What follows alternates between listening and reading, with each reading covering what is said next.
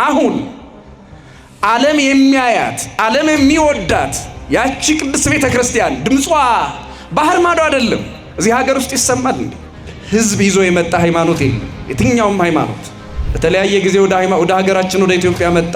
ህዝቡን ያገኘው ቁርአን ይዘው የመጡት ህዝቡን ያገኙት ከመካ መዲና ከአረብ ምድር አይደለም፣ ይታወቃል። ካቶሊክ ከአውሮፓ አይደለም፣ ፕሮቴስታንት ከአውሮፓ ከአሜሪካ አይደለም ህዝብ ያመጡት። እነሱ መጽሐፍ ቅዱስ ይዘው አልፎ አልፎም ስንዴና ዘይት ይዘው ሊመጡ ይችላሉ። ሌሎችም ቁርአናቸውን ይዘው መጡ። ከየት ነው ህዝብ ያገኙት? የሆነ አካባቢ ተወልዶ እዚያ ቤተ ክርስቲያን ሊሄድ ቢል በግልጽ ቋንቋ ለመናገር አማራ ወደ ትግሬ ካልሄደ፣ ትግሬ ወደ ኦሮሞ ካልሄደ፣ ኦሮሞ ወደ አማራ፣ አማራ ወደዚያ ወደ ሌላ ወደ ፈለገው ሄዶ መቀደስም ማስቀደስም መገልገል ማገልገል ካልቻለ ያ ቤተ ክርስቲያን የእግዚአብሔር ነው የብሔር ነው? እስኪ እኔ የማይገባኝ ይሄ ነው።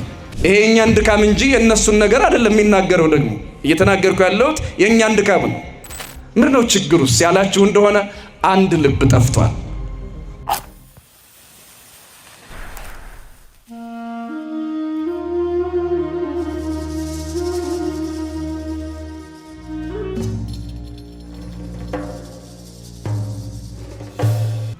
የሚሰማችሁ ቃሉን አብራችሁ ትሉልኛላችሁ። አንድ ልብ። እስኪ ምን አልኳችሁ? ይሄ የሐዋርያት ሥራ ምዕራፍ 2 ቁጥር 1 ጀምሮ ያለ ቃል ነው። እንዲህ ብሎ ይጀምራል። በዓለ ሀምሳ የተባለውም ቀን በደረሰ ጊዜ ሁሉም በአንድ ልብ አብረው ሳሉ ድንገት እንደሚነጥቅ አውሎ ነፋስ ከሰማይ ድምፅ መጣ፣ የነበሩበትንም ቤት ሞላው ነው የሚለው። ስለ ነገረ መንፈስ ቅዱስ እና በሐዋርያት ላይ ስለወረደው ስላደረባቸው ስለማደሩ ከመነሳቱ ስለዚያም ከመማራችን በፊት ምስጢሩን እንዲሁም ደግሞ በአባቶቻችን ላይ የሰራውን ስራ ቅድምም ሌላም ጊዜ እርግጠኛ ነኝ ተምራችሁታል። ይህንንም ተምራችሁታል። ያልተማራችሁት ትምህርት ሊመጣ አይችልም። ነገር ግን መንፈስ ቅዱስ በአባቶቻችን በሐዋርያት በአባቶቻችን በሊቃውንት ከማደሩ በፊት አባቶቻችን ሊቃውንት ምን አይነት ሕይወት ነበራቸው? ሐዋርያቱ ምን አይነት ሰብእና ወይም ደግሞ ህብረት ነበራቸው? ያ በሐዋርያት ሥራ ምዕራፍ 2 ላይ በእሳትና በነፋስ አምሳል ሲወርድ ያየነው እግዚአብሔር መንፈስ ቅዱስ ምን አይነት ሕይወት በነበራቸው ሰዎች ላይ ወረደ የሚለው ትልቅ ትምህርት ነው። ቅዱስ ሉቃስ የሐዋርያትን ታሪክ ሲጽፍልን የመንፈስ ቅዱስን መውረድ ብቻ አልነበረም የነገረን፣ ወይም አይደለም እሱን ብቻ አይደለም የጻፈልን። ይልቁንም መንፈስ ቅዱስ በሐዋርያት ላይ ሲወርድ ሐዋርያት ምን አይነት ህብረት ነበራቸው፣ ምን አይነት አገልግሎት ነበራቸው፣ ምን አይነት ሕይወት ነበራቸው የሚለውን አስቀድሞ ስለ መንፈስ ቅዱስ ቤትነት የተዘጋጁትን መዘጋጀት፣ የመንፈስ ቅዱስ ማደሪያ የመንፈስ ቅዱስ ቤት ለመሆን የተዘጋጁትን ዝግጅት ይናገራል። ስለዚህ በዓለ ሀምሳ የተባለውም ቀን በደረሰ ጊዜ ሁሉም በአንድ ልብ አብረው ሳሉ ብሎ ነው የሚጀምረው። አንድ ልብ ሳይኖራቸው መንፈስ ቅዱስ ወደ እነሱ ሊመጣ አይችልም። አንድ ልብ ሳይኖራቸው ከሰማይ የወረደው መንፈስ ቅዱስ በእነሱ አድሮ ስራ ሊሰራባቸው አይችልም። ስለዚህ ሁሉም በአንድ ልብ መሆን ነበረባቸው። እነዚህ አንድ ልብ ያላቸው ሰዎች ቁጥራቸው ስንት ነው ብለን ደግሞ ብንጠይቅ 120 ናቸው። በትርጓሜ የተቀመጠው በታሪክ የተጻፈው 12 ሐዋርያት አሉ። እንደገናም ደግሞ 72 አርድእት፣ 36 ሴቶች፣ እነዚህ በጠቅላላ 120 ናቸው። 120 ሰዎች አንድ ልብ ነበራቸው። 120 ሰዎች አንድ ልብ ነበራቸው። ለ120 ሰዎች አንድ ልብ ሲኖራቸው እግዚአብሔር መንፈስ ቅዱስ ጸሎታቸውን ሰማ፣ አንድነታቸው መካከል ተገለጠ። 120 ሰዎች 120 ልብ የላቸው። 12ቱ ሐዋርያት 12 ልብ የላቸው። 36 ሴቶች 36 ልብ የላቸው። 72ቱ አርድእት 72 ልብ የላቸው። ሁሉም በአንድ ልብ አብረው ሳሉ ይላል። ይሄ ማለት መቼም ይሄ ብርንዶ አንድ ሆኗል ማለት አይደለም። ደም የሚረጨው ነገር አካሉ ተፈንቅሎ እንደው አንድ ልብ ሆኗል ማለት እንዳልሆነ ግልጽ ነው። አንድ ልብ ማለት አንድ ሐሳብ ማለት ነው። የተለያየ አመለካከት እዚህ ምድር ላይ ሊኖራቸው ይችላል። ለእግዚአብሔር በመታዘዝና ቤተ ክርስቲያንን በማገልገል ግን ሁሉም አንድ ልብ ነበራቸው። አንድ ልብ ስላላቸው እግዚአብሔር መንፈስ ቅዱስ በእሳትና በነፋስ አምሳል መጣ፣ ተገለጠ።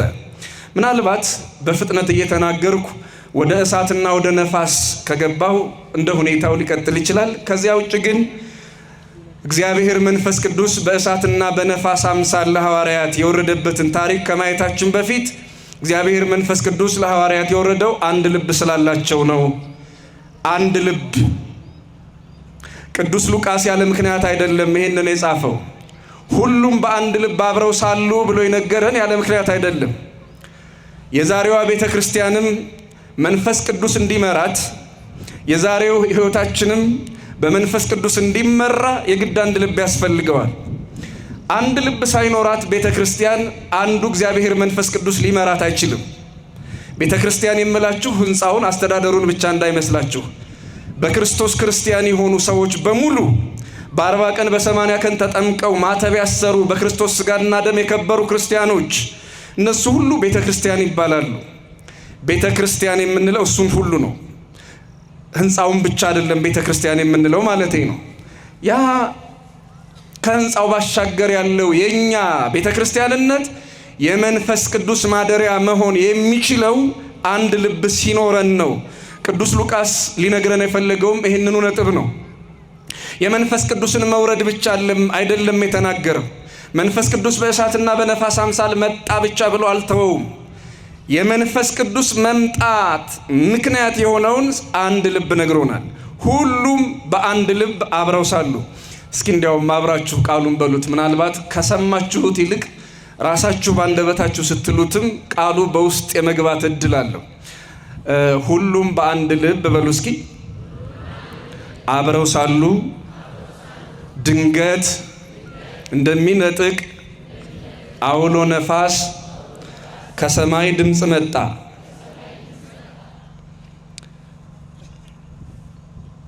ይሄ ታሪክ ለዛሬዋ ቤተ ክርስቲያን ትልቅ መልእክት አለው።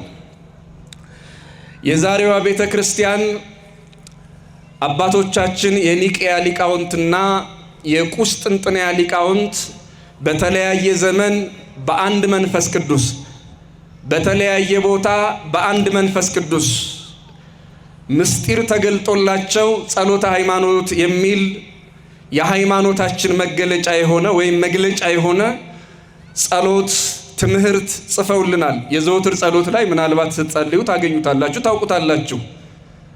በዚያ የሁለት ጉባኤ የተለያዩ ሊቃውንት የአንድ ስብስብ በተለያየ ዘመን በተለያየ ቦታ በተለያዩ ሊቃውንት ተሰፍቶ የተገጠመው እንደ አንድ ጸሎት የምንጸልየው ይሄ ጸሎተ ሃይማኖት የምንለው የቤተ ክርስቲያኒቱ ጸሎት እንዲህ ይላል። ወነአምን በአሐቲ ቅድስት ቤተ ክርስቲያን እንተ ላዕለ ኩሉ ጉባኤ ዘሐዋርያት። ሐዋርያት በሰበሰቧት ከሁሉ በላይ በምትሆን በአንዲት ቅድስት ቤተ ክርስቲያን እናምናለን። ሐዋርያት በሰበሰቧት ከሁሉ በላይ በምትሆን በአንዲት ቅድስት ቤተ ክርስቲያን እናምናለን። በስንቷ ቤተ ክርስቲያን አለ? አንዲት ቤተ ክርስቲያን።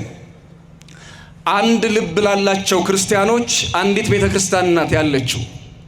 ሁለት የሚባል ቤተ ክርስቲያን የለም። እንዲያውም ምናልባት በቴዎሎጂ ትምህርት ቤት ኦሪየንታል እየተባለ የሚገለጥ አነጋገር አለ። ያው አሃት ይሏቸዋል። ምናልባት ያን ያህል ችግር ላይኖርበት ይችላል። በአብነት ትምህርት ቤት ያሉ ሊቃውንት ደግሞ አሃት ሳይሆን አሃቲ ቢባል ያምራል ይላሉ። ምክንያቱም እኒያ ሊቃውንት ወነአምን በአሃት ሳይሆን ወነአምን በአሃቲ ቅድስት ቤተ ክርስቲያን፣ በአንዲት ቅድስት ቤተ ክርስቲያን እናምናለን ያሉ።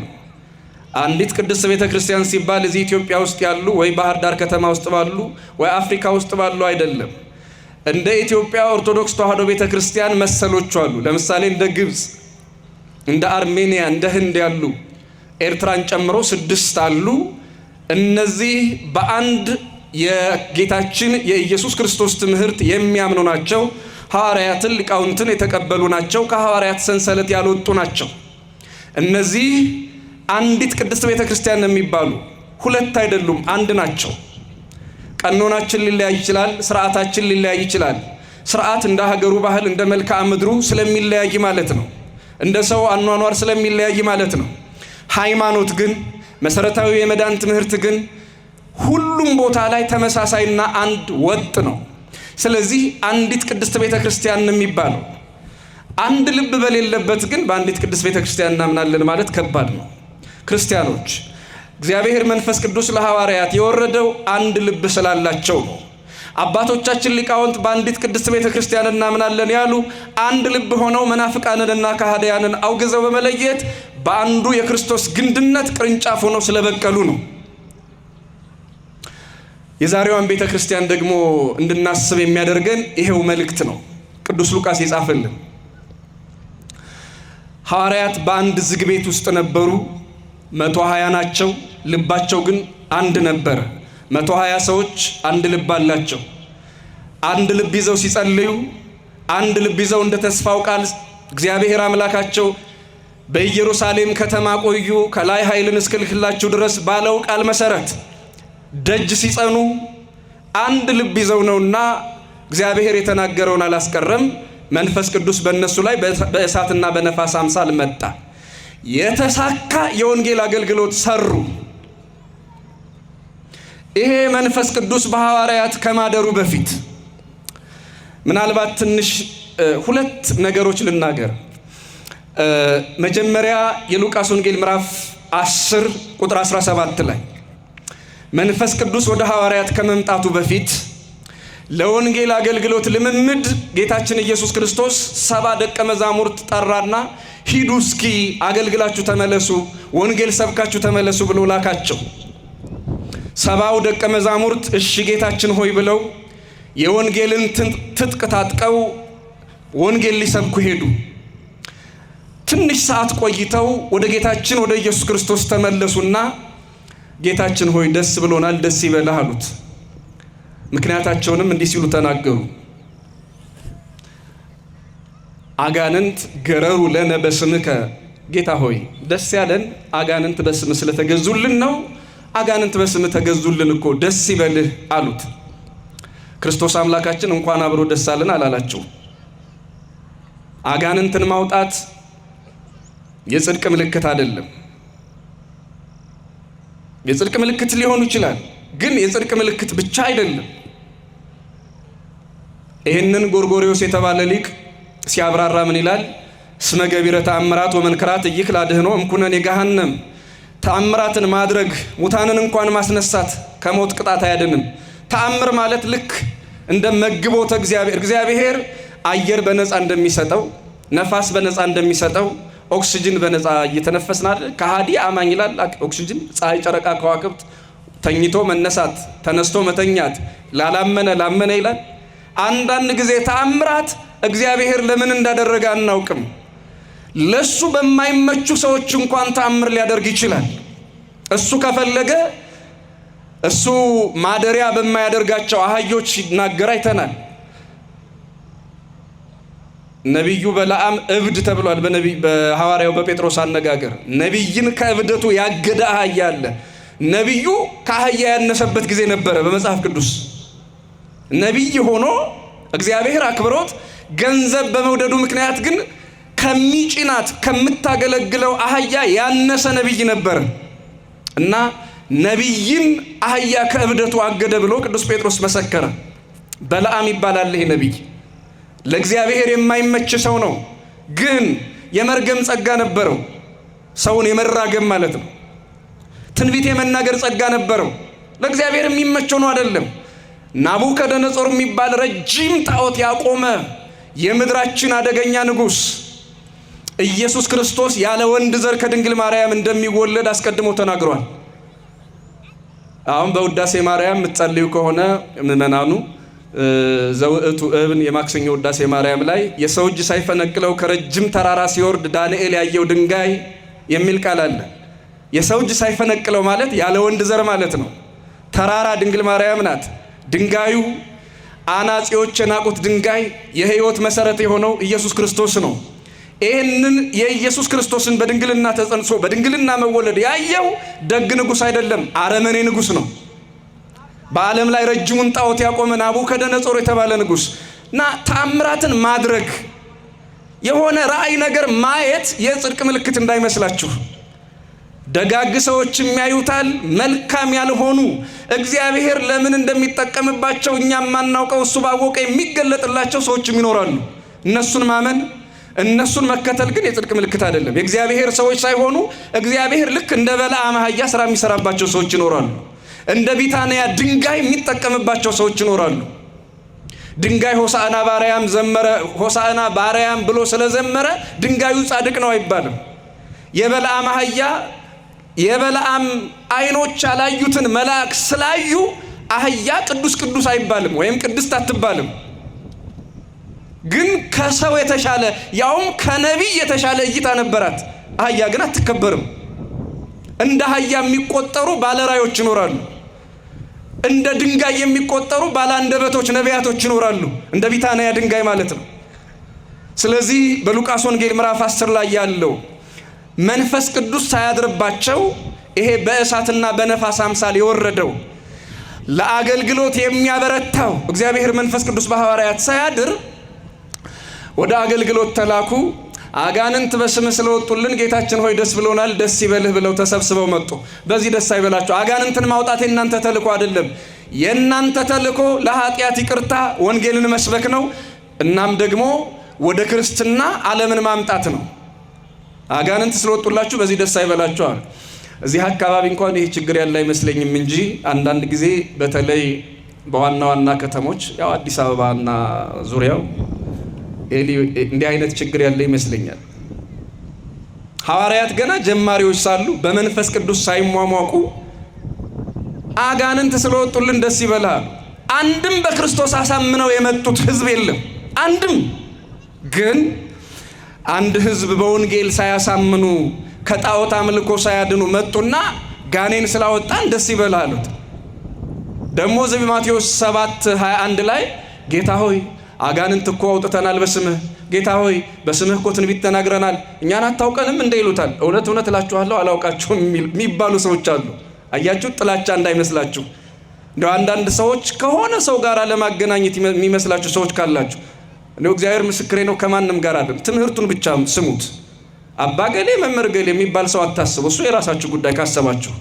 የቤተ ክርስቲያኒቱ ትምህርት ግን ይሄ ነው። አጋንንት በስሙ አጋንንትን አውጥተናል ብለው የሚያስቡ በስሙ እኮ ነው አጋንንት ያወጣሉ። መቼስ ጋኔን በጋኔን ስም ሊወጣ አይችልም። እውነተኛው ጋኔን በስሙ አጋንንት ያወጣሉ፣ ግን እግዚአብሔር አያውቃቸውም። በስሙ ትንቢት ይናገራሉ፣ እግዚአብሔር ግን አያውቃቸውም። ይሄ የጀማሪዎች ጠባይ ነው። ስለዚህ የጽድቅ ምልክት እንዳይመስላቸው። ሐዋርያት ጀማሪዎች ሳሉ አጋንንት ወጡልን ብለው በጣም ደስ ብሏቸው ነበረ። ሁለተኛ ቅዱስ ጴጥሮስን ተመልከቱት። የማቴዎስ ወንጌል ምዕራፍ 26 ላይ እኔ እያዛለሁ እናንተ ትበተናላችሁ አለ። ቅዱስ ጴጥሮስ ምን አለ? ክርስትና ዝም ብሎ በደመ ሞቃትነት ዝም ብሎ እንዲሁ በፈረጠመ ክንድ ይኖር ይመስል ጌታ ሆይ ሁሉም ቢክዱህ እኔ ግን ሞትህን እሞታለሁ እንጂ ካንተ አልለይም ብሎ ማለ። ጴጥሮስ ተው፣ ዶሮ አንድ ጊዜ ሳይጮህ ሌሊት አንተ 3 ጊዜ ትክደኛለህ ተባለ። በፍጹም ጌታ ሆይ እኔ ካንተ አልለይም አለ። ገና መንፈስ ቅዱስ በጴጥሮስ ላይ አላደረም፣ ግን ወንጌል ተምሯል። የተማረ ሰው ሁሉ ምናልባት እንዲሁ እግዚአብሔር መንፈስ ቅዱስ ወርዶ ትምህርቱን ካላሟሸው ሊክድ እንደሚችል ሌላው ማሳያ ቅዱስ ጴጥሮስ ነው። ምንም እንኳን የልብ ክህደት ባይኖርም እንደ ዘመኑ ለመኖር ዘመን የወለደውን ንጉሥ የወደደውን ብሎ እንደ ዘመኑ ለመኖር እንግዲህ ክፉ ቀንና ቅዝምዝም ጎንበስ ብለው የሚለውን አባባል ተጠቅሞታል ቅዱስ ጴጥሮስ። ያችን ጊዜ ተናግሮ ነበረ፣ በቃ እኔ ካንተ አልለይም ብሎ። ገና መንፈስ ቅዱስ አላሞቀውም፣ እሳት የሆነው መንፈስ ቅዱስ አላሟሸውም ቅዱስ ጴጥሮስን። በነፋስ አምሳል የወረደው መንፈስ ቅዱስ ገና በጴጥሮስ ላይ አላደረም። ስለዚህ ያ የፎከረው ጴጥሮስ እኔ ካንተ አልለይም ብትሞት እንኳን እሞታለሁ ያለው ጴጥሮስ አንዲት በእጇ ድንጋይ እንኳን ያላዘች የወታደር ልጅ አንተ ደግሞ ከናዝሬቱ ከኢየሱስ ክርስቶስ ጋር አልነበርክም ስትለው አንሰ እያአምሮ ለዘትቤሊ ኢየሱስ የሚባል ደግሞ ማን ነው? እኔ እንዲህ ይጣለኝ እያለ መቋሚያውንና ጭራውን እየጣለ ኢየሱስ የሚባል ማን ነው አለ። ጴጥሮስ የትምህርት ችግር አልነበረበትም፣ ተምሯል። ከየኔታ ገሌ ከመርጌታ ገሌ አይደለም፣ ከኢየሱስ ክርስቶስ ተምሯል። ወንጌል መማር ብቻውን ለክፉ ቀን ዋስትና አይሆንም። ዝም ብሎ እንዲሁ ቃል መናገርም ለጭንቅ ጊዜ መውጫ አይሆንም። ማለት ቃል የሚናገሩ ቃላቸውን የማያከብሩ ብዙ ሰዎች ይኖራሉ። ለዚህ ምስክራችን ሐዋርያው ጴጥሮስ ነው። ተመልከቱ፣ ገና መንፈስ ቅዱስ በእሳትና በነፋስ አምሳል አልወረደም። የተማሩትን ትምህርት በሕይወት እንዲኖሩት የሚናገሩት ትምህርት ከአንደበታቸው ወጥቶ በሰው ጆሮ ላይ ሳይሆን በሰው ልብ ላይ እንዲያርፍ የሚያደርገው እግዚአብሔር መንፈስ ቅዱስ በእነሱ ላይ አላደረም ይመስለኛል። እንዲያው ልክ እንደኔ ዘመን ነው ሊሆን የሚችለው። ያው እኛ የሆነ ትምህርት ቤት ገብተን እንማራለን፣ ከዚያ እንወጣለን። በራሱ ፈቃድ እግዚአብሔር መንፈስ ቅዱስ እንደው ቅድም እንዳልነው የቢታንያን ድንጋዮች አናግሮ እንዳናገረው እኛንም አናግሮ ከጆሮ ወደ ልብ የሚደርስ ካላደረገው ትምህርታችንን እኛ ለምሳሌ በትምህርት ሰርቲፋይድ ልንሆን እንችላለን። ተመርቀናል፣ ወረቀት ይኖረናል። ኳሊፋይድ ወይም ሰርቲፊኬሽን እና ኳሊፊኬሽን ይለያያል ታውቃላችሁ። እኛ ሰርቲፊኬሽን አለን። እዚህ ትምህርት ቤት እዚህ የምንለው ነገር ታሪክ ይኖረን ይሆናል። ኳሊፋይድ መሆን ደግሞ ሌላ ነው። ከሰማይ የሚመጣ ጸጋ ነው። ብዙ እናንተን የሚያስገርም ነገር ልንናገር እንችል ይሆን ምናልባት እሱም ደግሞ ሌላ ነው። ምናልባት እናንተ ጆሮ ትከፍቱ ይሆናል። ጆሮውን የከፈተ ልቡን ይከፍታሉ፣ ሌላ ጥያቄ ነው። የጨረቃ አቧራ እስኪነሳ እልል ብንል፣ ብንዘምር፣ ብናጨበጭብ፣ ትምህርቱ ጋር ብንስቅ፣ ገባን ብንል ልብ ይሰራል ወይ?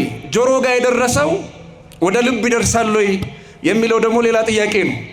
ሐዋርያት ከሰማይ የወረደው እሳት ሳያሟሻቸው ነፋሱ በእነሱ ላይ ሳያድር እፍ ሳይል ያኔ የተናገሩት መኖር የማይችሉ በትምህርታቸው ሰውን ከመለወጥ ይልቅ አጋንንት ወጡልን እያሉ የሚደሰቱ ሰዎች ነበሩ። በኋላ ግን ያ እሳት በእነሱ ላይ ሲያድር እነሱን ሲያሟሻቸው በተማሩት ትምህርት ላይ መንፈስ ቅዱስ አንደበት ሲሆናቸው ጴጥሮስን ተመልከቱት። መንፈስ ቅዱስ በእነሱ ላይ ከወረደ በኋላ ሄደ ጴጥሮስ። ድሮ የራሱን የተወለደበትን ቋንቋ እንኳን በደንብ አከናውኖ መናገር የማይችለው ቅዱስ ጴጥሮስ ድሮ ከሚያውቀው ቋንቋ ጋር 71 ቋንቋ ተገለጠ። በድምሩ 72 ማለት ነው። በ72 ቋንቋ ሲናገር ለበዓል የተሰበሰበው ሕዝብ በሙሉ የራሱን ቋንቋ ሲሰማ ምን ተንግበር ጴጥሮስ ሆይ አስተምረህናል፣ ልባችን ተነክቷል፣ ምን እናድርግ አለ። እንዲህ አይነት ታሪክ ጴጥሮስ ገጥሞት አያውቅም። 3000 ሕዝብ በአንድ ጊዜ ልብ መስበር ቻለ። የ3000 ሕዝብ በጣም ትንሽ ደቂቃ ነው ያስተማረው ቅዱስ ጴጥሮስ። በመንፈስ ቅዱስ ተሟሙቆ ከሰማይ በወረደ እሳት ተሟሽቶ ወንጌልን መስበክ ሲጀምር፣ ወንጌልን ማስተማር ሲጀምር ሰው በጆሮ አይደለም የሰማው፣ በልባቸው አደመጡት። ምን እናድርግ አሉት። እሱም እንዲህ አለ፣ ነስሑ ወተጠመቁ፣ እነሆ በጌታችን በኢየሱስ ክርስቶስ ስም ንስሐ ግቡ፣ ተጠመቁ፣ ኃጢአታችሁ ይሰረይላችኋል አላቸው። 3000 ሰው በትንሽ ደቂቃ ትምህርት ለወጠ ክርስቲያኖች። እግዚአብሔር መንፈስ ቅዱስ በሁላችን ላይ ቢያድር የቤተ ክርስቲያን አገልግሎት ይሄ ነው። ሰው ንስሐ እንዲገባ፣ ምናልባትም በክህደት ያሉ ክህደታቸውን ጥለው ወደ እውነተኛው እምነት እንዲመጡ፣ ወደ እውነተኛው ጌታ እንዲመጡ፣ ከዚያም ንስሐ ገብተው ሥጋውን ደሙን ተቀብለው እንዲኖሩ ማድረግ ነው። ምናልባት አሁን ባለን ታሪክ ግን እኔ እንጃ እንዳልሳሳት እንጂ ምናልባት የሚገቡ ሰዎችን አልፎ አልፎ እናያለን። በብዛት ግን ታውቃላችሁ በኢትዮጵያ ታሪክ ሕዝብ ይዞ የመጣ ሃይማኖት የለም። የትኛውም ሃይማኖት በተለያየ ጊዜ ወደ ሀገራችን ወደ ኢትዮጵያ መጣ። ሕዝቡን ያገኘው ቁርአን ይዘው የመጡት ሕዝቡን ያገኙት ከመካ መዲና ከአረብ ምድር አይደለም፣ ይታወቃል። ካቶሊክ ከአውሮፓ አይደለም፣ ፕሮቴስታንት ከአውሮፓ ከአሜሪካ አይደለም ሕዝብ ያመጡት። እነሱ መጽሐፍ ቅዱስ ይዘው አልፎ አልፎም ስንዴና ዘይት ይዘው ሊመጡ ይችላሉ። ሌሎችም ቁርአናቸውን ይዘው መጡ። ከየት ነው ሕዝብ ያገኙት? ከኢትዮጵያ ኦርቶዶክስ ቤተክርስቲያን ጉያ ሕዝብ ይዘው አልመጡ። ሐሳብ ይዘው መጡ። አንዳንዶቹ እርዳታ ይዘው መጡ። ምናልባት ይህንን መናገር ጥላቻ እንዳይመስላችሁ፣ እውነቱ ይሄ ስለሆነ ነው። ሕዝብ ይዘው የመጣ ሃይማኖት ካለ ይምጣ። ይሄ የኛን ድካም እንጂ የነሱን ነገር አይደለም የሚናገረው። ደግሞ እየተናገርኩ ያለሁት የኛን ድካም ነው። ሁሉም ከዚህ ቤተክርስቲያን ጉያ የወጣ ነው። ቀድማ ወንጌል የሰበከች በምድረ አፍሪካ የተለየ ብቸኛ ታሪክ አላት የኢትዮጵያ ኦርቶዶክስ ተዋሕዶ ቤተክርስቲያን ናት። ታውቃላችሁ። ምናልባት ይህንን የበለጠ በሚያውቁ ሰዎች ፊት አንዳንድ ጊዜ መናገር ያው ጥሩ ላይሆን ይችላል። ሆኖም ግን ያው እንደ ልጅ ልናገር። ያው ብፁዕ አባታችን የበለጠ ባለ ጉዳይ ስለሆኑ ማለት ነው። ኢየሩሳሌም ግብጾች ቆራርሰው ከወሰዱት ሀብታችን ጋራ ሌሎችም ከወሰዱት ታሪካችን ጋራ ባልሳሳት ወደ 7-8 አካባቢ ገዳማትና አብያተ ክርስቲያናት በኢየሩሳሌም አለ። ኢትዮ እስራኤል የሆነ ቤተክርስቲያን ገዳም አለ። በዚያ ስፍራ ይሄ ገዳምና ይሄ ቤተክርስቲያን የተሰራው የኢትዮጵያ መንግስት እዚያ ቆንስላ ሳይኖረው ነው። አምባሳደር የሚባል ባለስልጣንና ኤምባሲ የሚባል ቢሮ ሳይኖረው ነው። የኢትዮጵያ ቤተክርስቲያን ባህር ተሻግራ ውቅያኖስ አቋርጣ የኔ የምትለው መጠሪያዋ ምናልባትም ኢትዮጵያ ሲባል የኢትዮጵያን መልክ ዴር ሱልጣንን አይቶ ደብረ ገነትን አይቶ ማንም ሰው ሊናገረው የሚችል የኢትዮጵያን ታሪክ ማወቅ የሚፈልግ መቼም ከጋዜጣ ከቴሌቪዥን ከሬዲዮ በላይ ከፖለቲከኞች ልሳን በላይ የኢትዮጵያን ገናናነት ሊናገር የሚችል ማንም ያለ አይመስለኝም። ከዚያ ገዳም ከነዚህ አብያተ ክርስቲያናት ውጭ የነሱን ያህል ሊናገር የሚችል የለም። የትኛውም የአፍሪካ ምድር ያው ግብጽ የአረብ ሊግነት ስለሚቀርባት ብዬ ነው። የትኛውም የአፍሪካ ምድር እዚያ እስራኤል ገዳም ላይ የኔ የሚለው ቦታ ርስት መታሰቢያ የለው። የኢትዮጵያ ኦርቶዶክስ ተዋሕዶ ቤተክርስቲያን ብቻ ናት የኔ የምትለው መታሰቢያ ያላት፣ ርስት ያላት፣ ጉልት ያላት፣ ሀብት ያላት የኢትዮጵያ ኦርቶዶክስ ቤተክርስቲያን ናት። አስቡት ይህን ዘመን በኋለኛው ዘመን ነው። ዛሬ ግማሽ ሚሊዮን ሆነን ባህር መሻገር አይደለም አገር ውስጥ አንድ ልብ አጥተናል። እዚህ ሰፈር ለሰፈር አንድ ልብ አጥተናል። ያኔ ጉዞ በአውሮፕላን በመኪና ባልነበረበት ጊዜ አባቶቻችን ምናልባት አንዳንዶቹ በእግር ተጉዘው ሌሎቹ ለአዞ ለሻርክና ለወንበዴ ሕይወታቸውን ገብረው ባህር ተሻግራ ወንጌልን የሰበከች ቤተክርስቲያን ነበረች። ዛሬ ላይ ባለው ታሪካችን ቁጭት ይፈጥራል። ክርስቲያኖች በጣም ከባድ ቁጭት ይፈጥራል። ለምን ያላችሁ እንደሆነ እንዳልኳችሁ ግማሽ ሚሊዮን ነን። ያው እዚህ አባቶቻችን ያውቁታል፣ አገልጋዮቹ ያውቁታል። በአዲስ አበባ ደግሞ ብዙ አገልጋይ ነው ያለ በአንድ ደብር ውስጥ። ፍትሐ ነገሥት ግን ይከለክላል። የሚገርማችሁ አትብዙ። ያው ራሴም ወንጀለኛ ነኝ ማለት ተቀናሽ ሊሆን ይችላል እንደ ህጉ ከሆነ ዝም ብሎ እንዲሁ ሰራተኛ ተገኘ ተብሎ ዝም ብሎ እያግበሰበሱ መቅጠር አይቻልም። እኔ አይደለሁም ነው ቃል አዋዲም አይደለም። የቤተ ክርስቲያን የአባቶቻችን የኒቅያ ጉባኤ የሰሩት ነው። በጣም ብዙ አገልጋይ አለ። አገልጋዩ ብዙ ነው። አገልግሎቱስ ምንድነው ብላችሁ የለካችሁት እንደሆነ ግን እሱን እግዚአብሔር ያውቀው። እናንተም ታውቁታላችሁ። እግዚአብሔር ብቻ አይደለም ያውቀው። ትክክል። ባህር ማዶ አይደለም። እዚህ ዝም ብሎ የሰፈር ወንዝ አልፎ እኮ ወንጌል መስበክ አልተቻለም። አባቶቻችን በማይመች ጊዜ በማይመች ዘመን ትራንስፖርቱ፣ መንገዱ፣ ሁኔታው እንዳሁኑ ቀልጣፋና ምቹ ባልሆነበት ዘመን የኢትዮጵያ ኦርቶዶክስ ተዋሕዶ ቤተክርስቲያን ወንጌልን ለሌላው እንኳን የምታሰማበት አንደበት ነበራት። አሁን ዓለም የሚያያት ዓለም የሚወዳት ያቺ ቅድስት ቤተክርስቲያን ድምጿ ባህር ማዶ አይደለም፣ እዚህ ሀገር ውስጥ ይሰማል። እንዴ ምንድነው ችግሩስ ያላችሁ እንደሆነ አንድ ልብ ጠፍቷል። እኔ በጣም የሚገርመኝ አንድ ልብ ስል ያለ ምክንያት አይደለም። ምናልባት በየአጋጣሚዎቹ ሳነሳው ሚዲያ ላይ ከሰማችሁ እንጃ አንዲት ቃል ለመናገር ቤተክርስቲያን በተለይ በውጩ ሀገር ይሄ አማራ፣ ይሄ የትግሬ፣ ይሄ የኦሮሞ፣ ይሄ የእንትን የሚባል ቤተክርስቲያን አለ። ክርስቲያኖች እስኪፍረዱ። አሁን የሆነ አካባቢ ተወልዶ እዚያ ቤተክርስቲያን ሊሄድ ቢል በግልጽ ቋንቋ ለመናገር አማራ ወደ ትግሬ ካልሄደ፣ ትግሬ ወደ ኦሮሞ ካልሄደ፣ ኦሮሞ ወደ አማራ፣ አማራ ወደዚያ ወደ ሌላ ወደ ፈለገው ሄዶ መቀደስም ማስቀደስም መገልገል ማገልገል ካልቻለ ያ ቤተክርስቲያን የእግዚአብሔር ነው የብሔር ነው? እስኪ እኔ የማይገባኝ ይሄ ነው።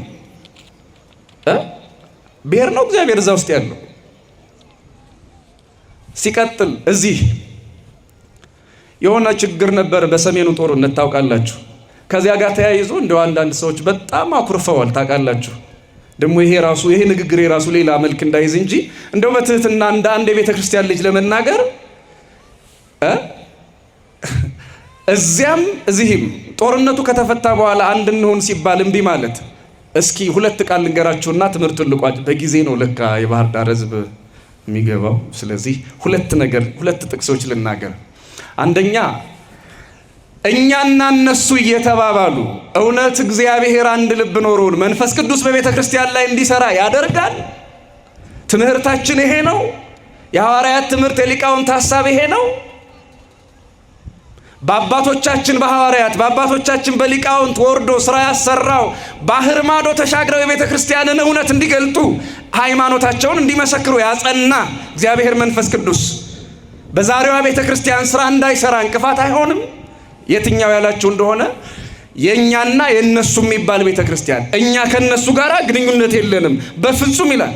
ከወንድሙ ጋር ህብረት ሳይኖረው ከእግዚአብሔር ጋር እንዴት ህብረት ይኖረዋል ሰው? ለዚህ ሁለት ጥቅስ ልንገራችሁ። አንደኛ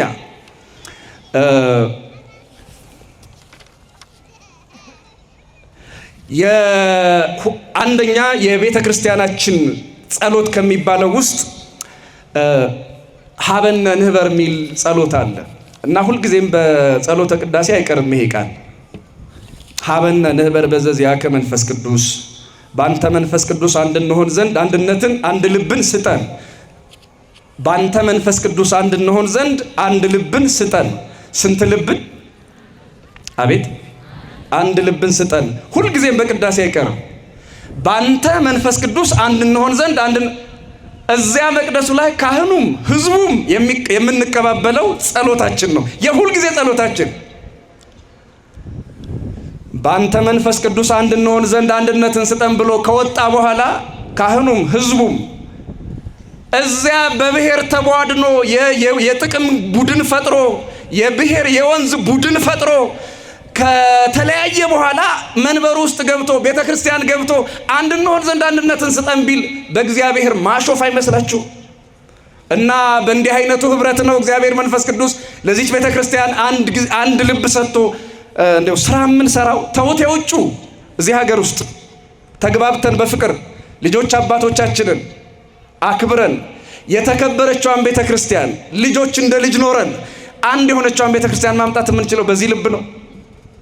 ለማንኛውም በአንዲት ቅድስት ቤተ ክርስቲያን እናምናለን እያለ እዚያ በቡድን የተደራጀ እዚህ በቋንቋ የተከፋፈለ እዚህ የፖለቲካ ጭራ ተከትሎ ወንዝ ለወንዝ በሚሄድ ህዝብና አገልጋይ ውስጥ መንፈስ ቅዱስ የለም። እኔ አይደለሁም፣ መንፈስ ቅዱስ ራሱ ነው የሚለው። ሁሉም በአንድ ልብ አብረው ሳሉ ድንገት እንደሚነጥቅ አውሎ ነፋስ ከሰማይ ድምፅ መጣ። ሐዋርያትን መንፈስ ቅዱስ አሟሻቸው። ምጣድ እንኳን ሲሟሽ ነውና እንጀራ የሚጋግረው። እኛም በመንፈስ ቅዱስ እሳት የተሟሸች ቤተ ክርስቲያን አለችን። በሐዋርያት በመንፈስ ቅዱስ እሳትነት የተሟሹ ሐዋርያት የሰበኩት ወንጌልና እውነት ሃይማኖት ቤተ ክርስቲያን አለችን። ያ እሳት እንዲያው እሳቱ ቀርቶ ጭሱ ነክቶን የተሟሸ ህይወት የተሟሸ ትምህርት ይኖረን ዘንድ እግዚአብሔር መንፈስ ቅዱስ ለሁላችን አንድ ልብ ይስጠን። ስብሐት ለእግዚአብሔር።